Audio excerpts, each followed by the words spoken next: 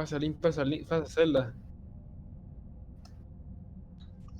Bueno, ingeniero, yo lo puedo crear si Buen día. quiere el grupo.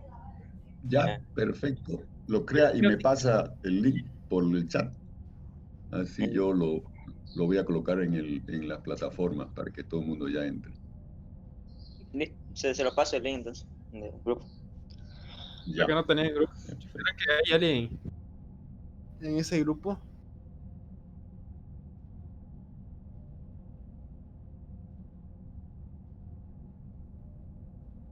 ¿Cómo entro a...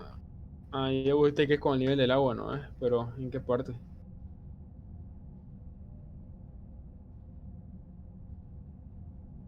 Tengo 3 cubos. De álgebra lineal con algunas metodologías numéricas nuevas que van a ver acá en métodos numéricos. Luego viene interpolación polinomial, a continuación diferenciación numérica o derivación numérica, luego integración numérica y finalmente el método de la diferencia finita para la solución de ecuaciones diferenciales. Aquí las ecuaciones diferenciales que vamos a tratar son las ecuaciones diferenciales ordinarias, es decir, en una sola variable.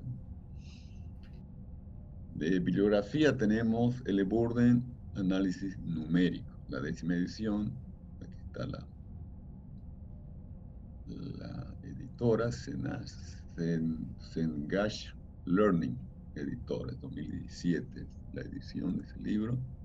Chapra Canales, métodos numéricos para ingeniería, 2015, de Magrao Y Gil. más la estoy perdiendo la Y la introducción. evaluación. La evaluación va a ser en base a 2 parciales, un examen final y un trabajo de investigación. Los parciales representarán o tendrán el peso de 20% de la nota, el examen final 35% y el trabajo de investigación 25%. Así es como vamos a llevar adelante la materia. Nuestras reuniones Zoom van a servir para introducir los temas. Obviamente ya está toda la materia en la plataforma, entonces ustedes pueden ir consultando. Sería bueno que se anticipen, ustedes lean los temas que vamos a pasar en las clases siguientes para poder sacar mayor provecho, ya que el asunto acá es que ustedes, si vienen con dudas sobre el tema, entonces la clase sirve más para aclarar las dudas que describir el tema, si lo estudian previamente, ¿no? Entonces ganaríamos tiempo y ustedes ganarían más aprendizaje. Ahora sí se puede hacer esto porque el semestre pasado ya se completé todos los temas y los tenemos acá, ¿no? Aparte tienen la bibliografía que pueden consultar, ustedes pueden conseguir por internet estos libros y pueden ir consultándolo como apoyo. Pero lo básico y fundamental está en las notas que tenemos en los diferentes capítulos, en las diferentes unidades de la materia. No sé si está teniendo problemas el estudiante que tenía que crear el grupo.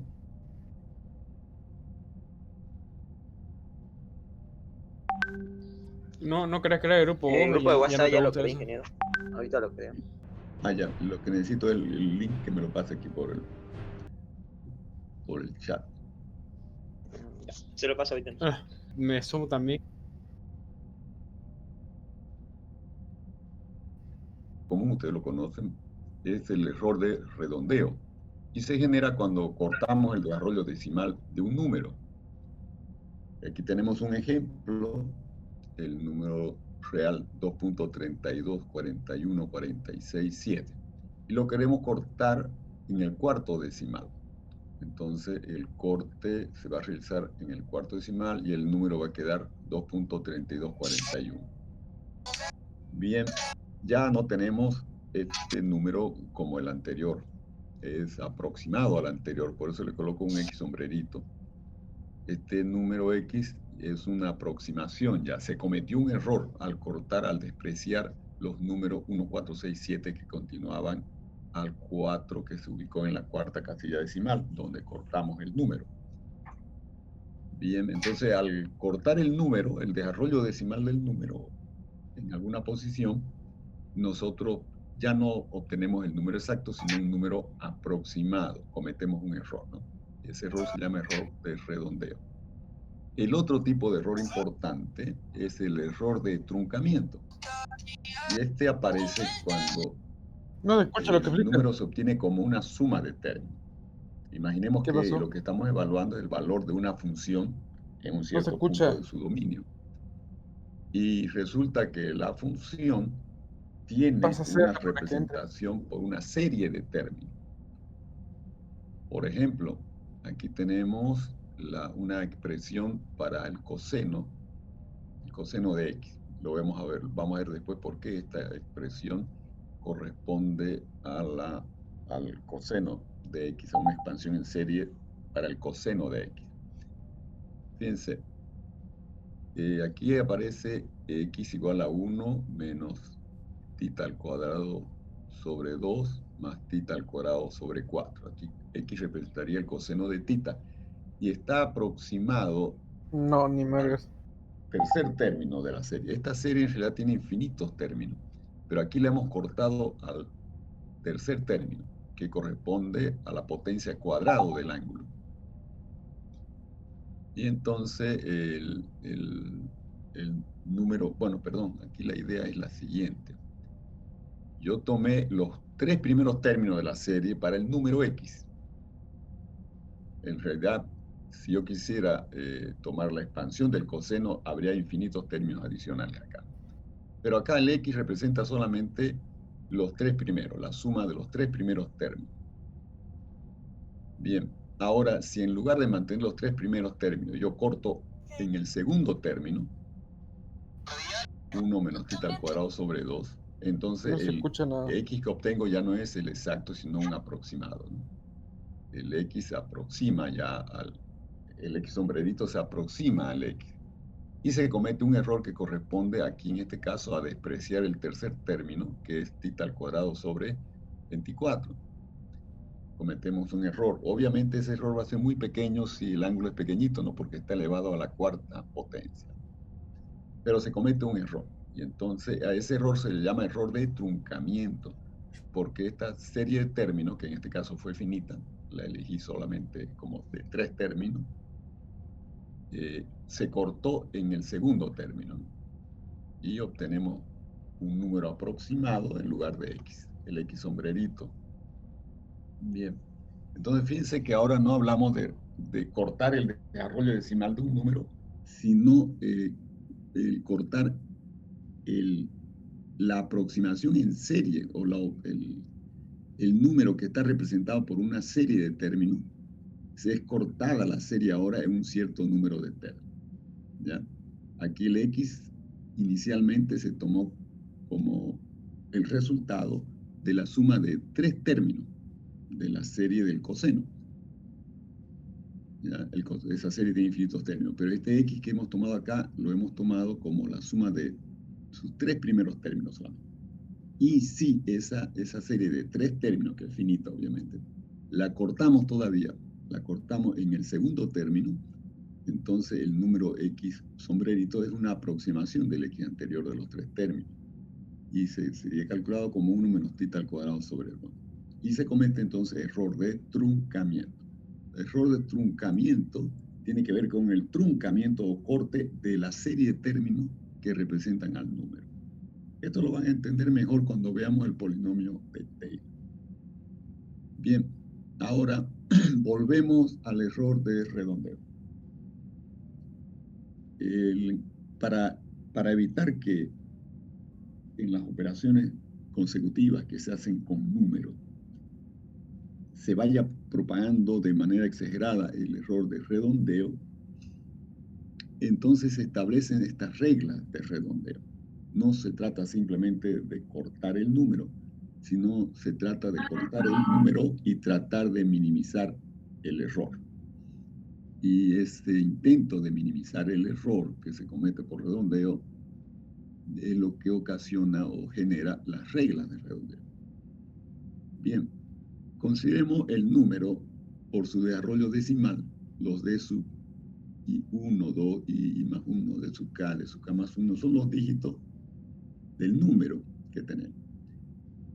Imaginemos que el punto decimal se encuentra después del D sub i, ¿no? Inmediatamente después del D sub i. Entonces, parte decimal sería D sub i más 1 hasta llegar a D sub k más 1 y podríamos continuar indefinidamente. Los números pueden tener un desarrollo decimal infinito, ¿no? Y se quiere cortar en la posición k. O sea, queremos quedarnos con el número hasta la posición k, con el último dígito de sub k. Ese corte va a ocasionar error por redondeo, obviamente, y lo que vamos a hacer ahora es de qué manera consideramos el último dígito que queda, que es el de sub k, después del corte. Bien, se va a proceder de la siguiente manera. Estas son las reglas. Si el siguiente dígito al d sub k, que es el d sub k más 1, es menor que 5, entonces el d sub k se toma igual, no se lo altera, se lo deja igual. Se cortó el número y quedó el d sub k solamente. Por ejemplo, si x es 2.324146.7 y queremos redondearlo al cuarto decimal, entonces cuando yo voy a redondear al cuarto decimal, tengo que chequear el quinto decimal. El quinto decimal es 1. 1 es menor que 5. Entonces, cuando yo corto en el cuarto decimal, queda el 4 sin alterarse. Perdón, queda el 1. Pero aquí no conté mal los dígitos. La parte decimal es 3, 2, 4, 1 es el cuarto decimal, ¿no? Y el quinto decimal es 4, que es menor que 5. Entonces, cuando corto, queda el 1. 2.3241. Ahora, si d sub k más 1 es mayor que 5, entonces d sub k se va a alterar sumándole un 1 de la posición que le corresponde al dígito de sub k.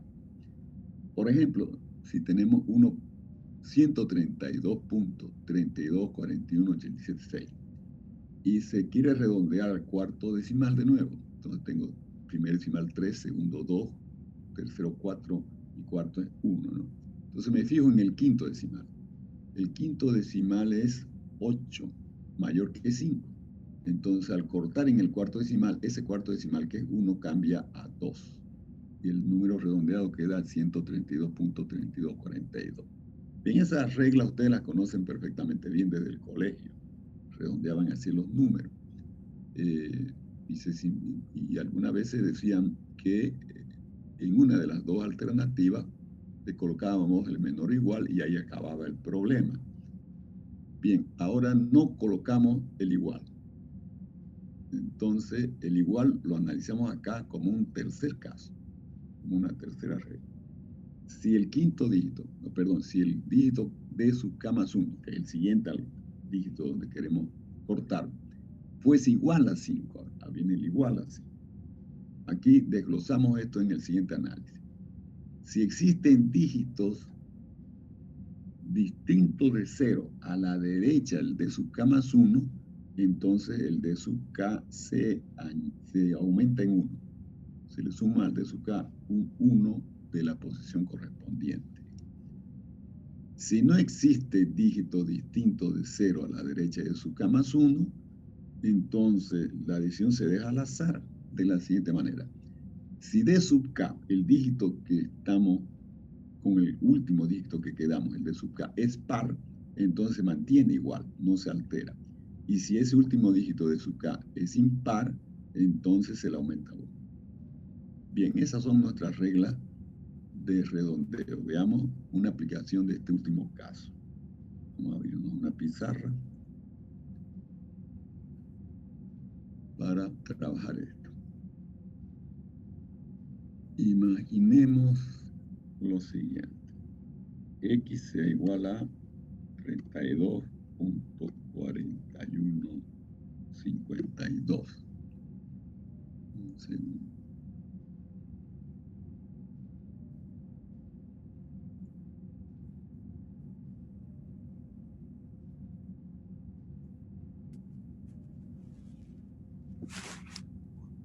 Y el número continúa. 52, 60, 52, 5, 4, 0, 0, 0. Ese es el número. Y ahora queremos cortarlo al cuarto decimal. Entonces vamos a tener un X aproximado. Aquí el X aproximado lo voy a colocar con un superíndice asterisco. Superíndice asterisco. El X asterisco va a ser el número aproximado. Bien. Entonces tenemos 32.415. 41.5. ¿Qué pasa con el 2, que es el último dígito que queda? Para ver qué pasa con ese 2, observamos el dígito siguiente, el 5, ¿no? Como es igual a 5, entonces chequeamos primero si hay dígitos diferentes de 0 a la derecha de ese 5. Ahí está el 4, ¿no? Entonces se debe aumentar el 1 al 2. El 2 pasa a ser 3. Y queda redondeado ese número. Bien, otro caso, para ilustrar la descripción que hemos hecho de manera completa. Si tenemos el número 421.305.3, luego 50000, todos los dígitos restantes son 0. Y queremos redondear al cuarto decimal, ¿no? 3053. Este 3 es el que quedaría. A la derecha está el 5. Y no hay a la derecha de ese 5, en el de sub k más 1, es 5, y a la derecha de ese número ya no hay ningún dígito diferente de 0. Entonces vamos a proceder al redondeo. Como el dígito de sub k más 1 es igual a 5 y no existen dígitos diferentes de 0 a la derecha de él, entonces procedemos a analizar el número 3. El número 3, que es el dígito de sub k, que es el cuarto decimal en este caso, con el que me voy a quedar, es impar. Entonces, si es impar, se le suma 1 para volverlo par. Y entonces el resultado va a ser esto así. El número redondeado será igual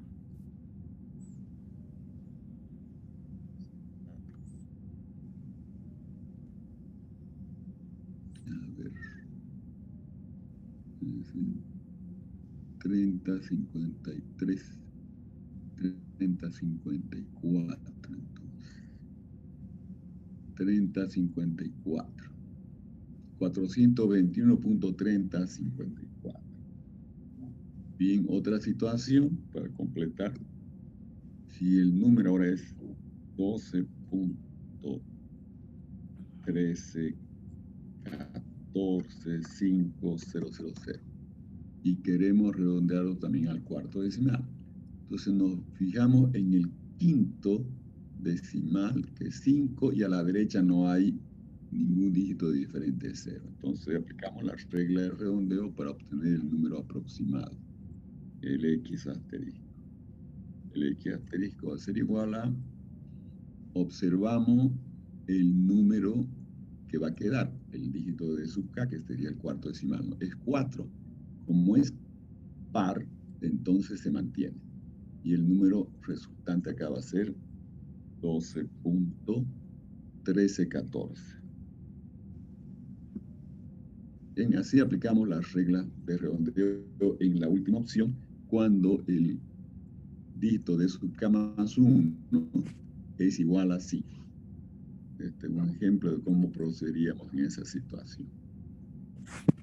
Bien, volvemos a los errores. Una vez vistas las reglas de redondeo que aplicaremos en el curso, vamos a ver lo que son cifras o dígitos significativos de un número. Como el nombre indica, son los dígitos que tienen significado en el número. Para aclarar este concepto, vamos a imaginar un ejemplo concreto, ¿no? Queremos medir la longitud L de una cierta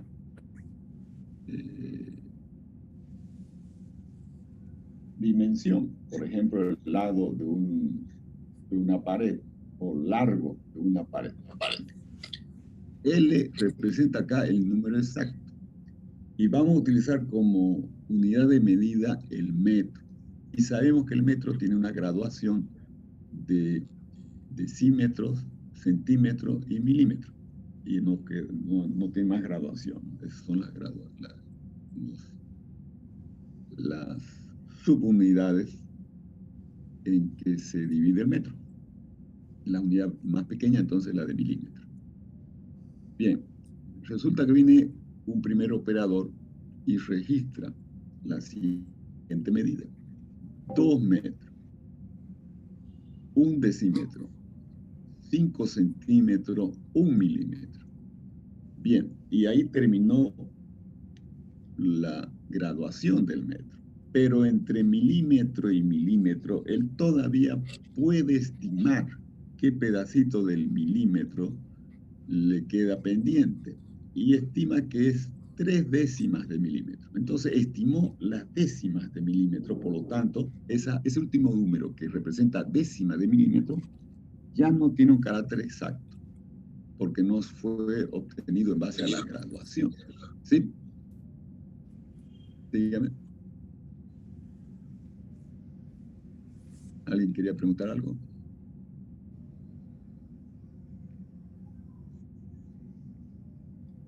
Bien, bueno.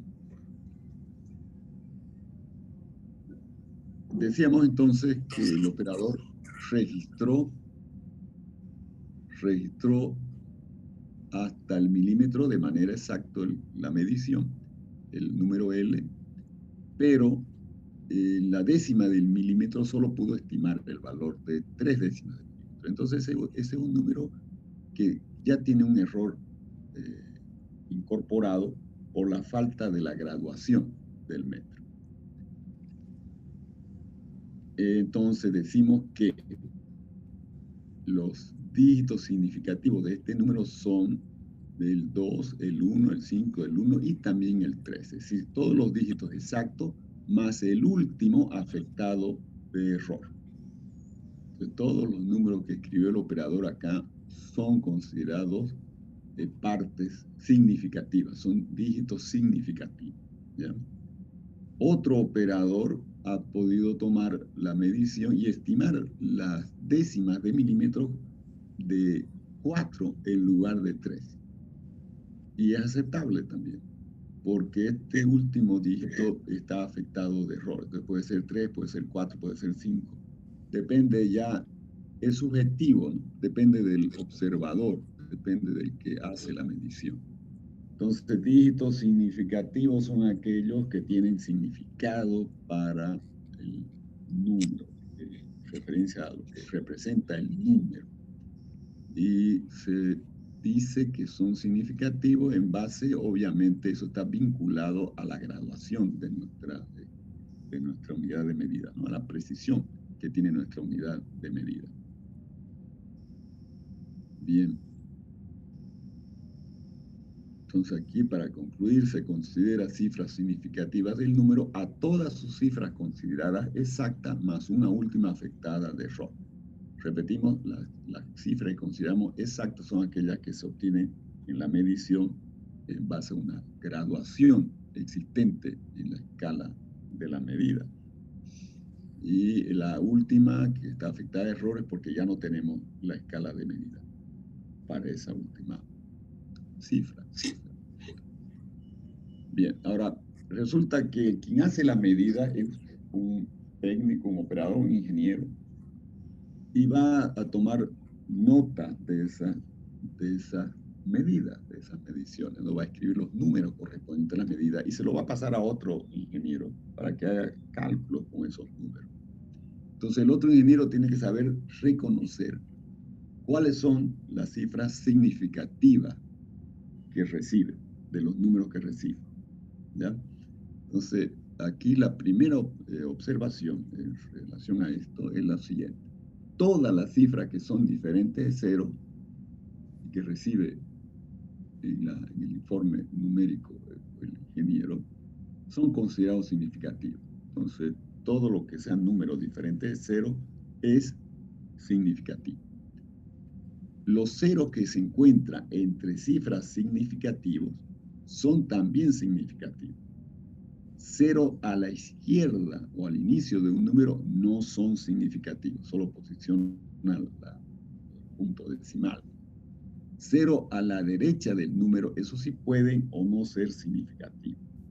Vamos a hacer una aclaración sobre esto último. ¿Por qué los ceros a la derecha en algunos casos serán significativos y en otros no serán significativos? Bien, primero veamos cómo es que se reconoce eso. Si se escribe el punto decimal, entonces los ceros que están a la derecha son significativos. Si no se escribe el punto decimal, los ceros que están a la derecha no serán significativos. Para aclarar el porqué de esa decisión de tomar o no los ceros a la derecha como significativos, vamos con el siguiente ejemplo. Sea la longitud L y se va a utilizar como unidad de medida el kilómetro sin ninguna graduación. Entonces, un operador registra 3.4 kilómetros. Para el operador, estos son dos dígitos significativos, ¿no? El 3 es 3 kilómetros, la unidad de medida, y el 4 es estimado como 4 décimas partes de kilómetro que él estima en su medición. Entonces, está afectada de error, pero es significativo todavía. 3.4 kilómetros es la unidad de medida. Pero resulta que él debe escribir el resultado en metros, tiene que cambiar la unidad a metro. Entonces, multiplicando por 1000 queda 3.400 metros. ¿Qué pasa con esos ceros? ¿Él tiene que poner el punto decimal al final o no? Si pone el punto decimal, entonces va a decir que esos dos ceros son significativos. El número pasaría a tener 4 cifras significativas. Si no pone el punto decimal, esos ceros no serán significativos y el número solo presenta 2 dígitos significativos.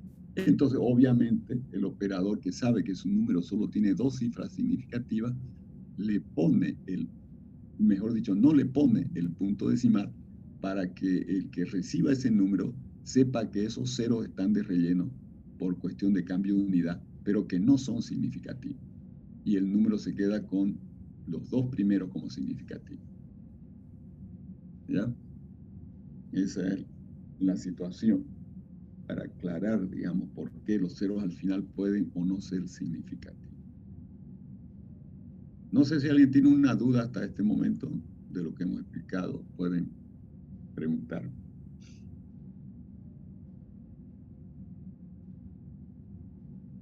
Bien, si no hay duda, continuamos hasta que termine la sesión de Zoom. Vamos a hablar ahora de exactitud y precisión de un número. La exactitud de un número refleja la cercanía al valor exacto. Al valor exacto, obviamente, de la magnitud que estamos midiendo o analizando. Mientras que su precisión indica el número de cifras significativas que tiene el número. Entonces son cosas diferentes. A veces se confunde, pero son bien diferentes. Podemos tener números inexactos, muy precisos, como exactos, imprecisos, inexactos e imprecisos, y finalmente lo más adecuado que es número exacto y preciso. Eso es lo más conveniente, ¿no? Que el número sea exacto y también preciso. Solo para aclarar ese asunto. Vamos acá, a la pizarra. Imaginemos que estamos con un problema de calcular la raíz de una ecuación. Entonces, yo tengo acá mi sistema XY.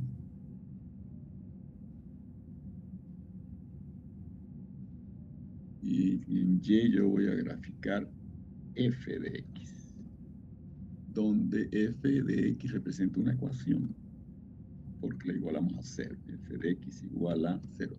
Esa es una ecuación que quiero resolver, y el gráfico de f de x que queda al lado izquierdo de esta ecuación es el siguiente.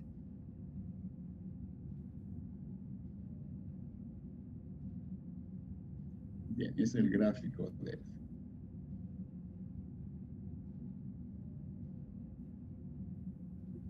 Gráfico de f. Entonces, obviamente, el 0 se encuentra aquí donde intersectan no, y vale 0 o f de x igual a 0 en este punto, donde intersecta el gráfico al eje x. Esa es la raíz de la ecuación que estamos analizando. Aquí está nuestra raíz. Este es el número, que es la raíz. Imaginemos que ese número sea lo siguiente. R, la raíz, igual a 3.1421, redondeado ya al cuarto decimal. Esta sería nuestra raíz. Bien. Ahora, si yo me equivoqué en el proceso de cálculo y obtuve este número por acá, y obtuve un número diferente de eso, obviamente. Digamos R1.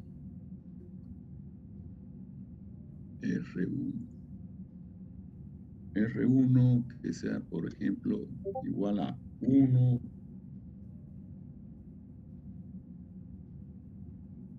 1.14325128 7, etc.